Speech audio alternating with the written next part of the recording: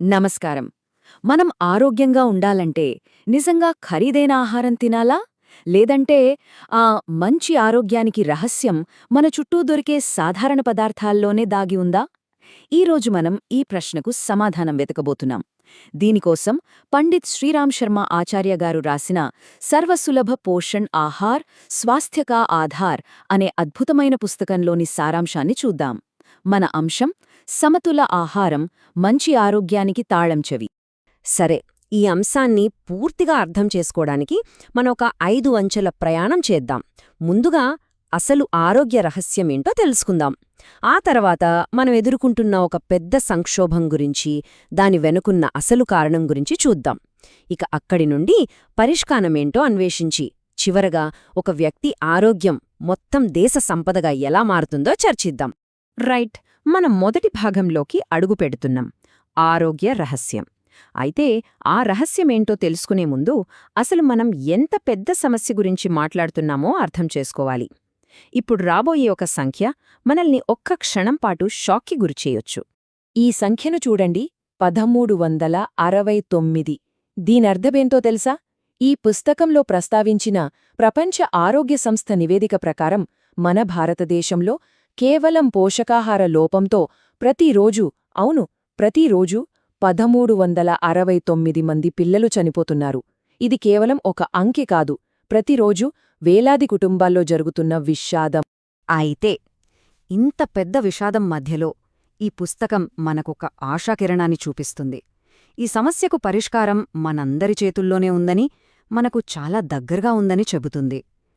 ప్రకృతి మనకు కావలసిన పోషకాలను చాలా ఉదారంగా, సమృద్ధిగా ఇచ్చింది. వాటిని మనమెలా వాడుకోవాలో తెలుసుకోవడమే మిగిలి ఉంది. ఇప్పుడు మన ప్రయాణంలో రెండో విభాగానికి వద్దాం. ఈ పోషకాహార లోపం అనే సంక్షోభం కేవలం ఆ 1369 మంది పిల్లల మరణాలతోనే ఆగిపోలేదు. దాని ప్రభావం ఇంకా ఎంత లోతుగా, ఎంత విస్తృతంగా ఉందో ఇప్పుడు చూస్తే మనకర్థమవుతుంది. ఇప్పుడు నేను చెప్పబోయేది నమ్మడానికి కొంచెం కష్టంగా ఉండొచ్చు. మన దేశంలో నమోదయ్యే ప్రతి 100 మరణాలలో ఏకంగా 40 మరణాలు మొదటి పుట్టినరోజు కూడా చేసుకొని పసిపిల్లలవి. ఒక్కసారి ఆలోచించండి, దేశంలో చనిపోతున్న వారిలో దాదాపు సగం మంది ఏడాది కూడా నిండని చిన్నారులే. ఈ సమస్య కేవలం శిశుమరణాలకే పరిమితం కాలేదు. చూడండి, గర్భస్రావాలు, విటమిన్ ఏ లోపంతో పిల్లలు అంధులుగా మారడం, దాదాపు 80% మహిళలు, పిల్లలు రక్తహీనతతో బాధపడటం, ఒకవేళ బతికినా వారి శారీరక, మానసిక ఎదుగుదల సరిగ్గా లేకపోవడం, ఇవన్నీ ఈ సంక్షోభం యొక్క భయంకరమైన పరిణామాలే. సరే, ఇంత తీవ్రమైన సమస్య, ఇంతమంది మరణాలు, వీటన్నింటికీ అసలు కారణమేమయుంటుంది? పేదరికమా? లేక మనందరం అనుకుంటున్నట్లు ఆహారం దొరకకపోవడమా? ఈ పుస్తకమిచ్చే సమాధానం మనల్ని ఖచ్చితంగా ఆలోచింపజేస్తుంది. సాధారణంగా ఈ సమస్యకు కారణం ఆహార కొరత అని మనమనుకుంటాం. కానీ అసలు నిజం అది కాదు. పుస్తకమేం చెప్తుందంటే 1978-79 నాటి లెక్కల ప్రకారమే మన దేశంలో ప్రతి వ్యక్తికి రోజుకు 550 గ్రాముల ధాన్యం అందుబాటులో ఉంది.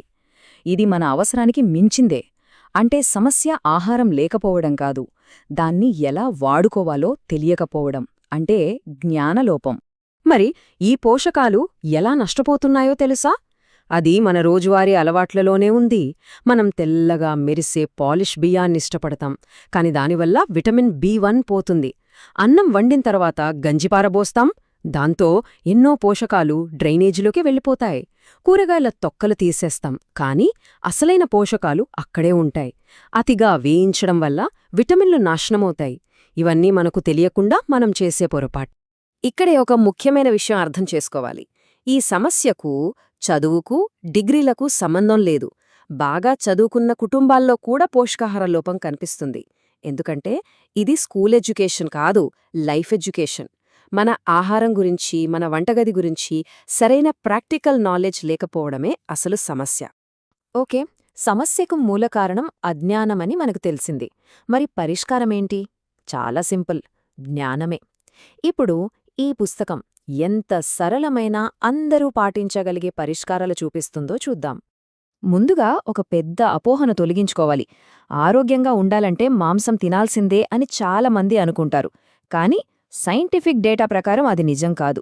ప్రోటీన్లు, విటమిన్లు, క్యాలరీలు ఇలా ఏ విధంగా చూసినా శాకాహారం కేవలం సరిపోవడమే కాదు, కొన్నిసార్లు ఇంకా శ్రేష్టమైనది కూడా.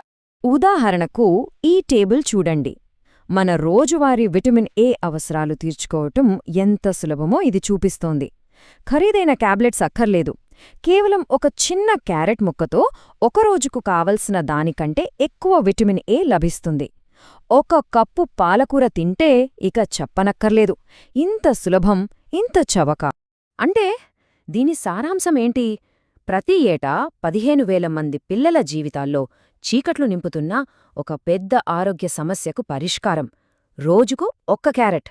ఒక్కసారి ఆలోచించండి, ఇంత చిన్న మార్పు ఎంత పెద్ద ప్రభావాన్ని చూపగలదో.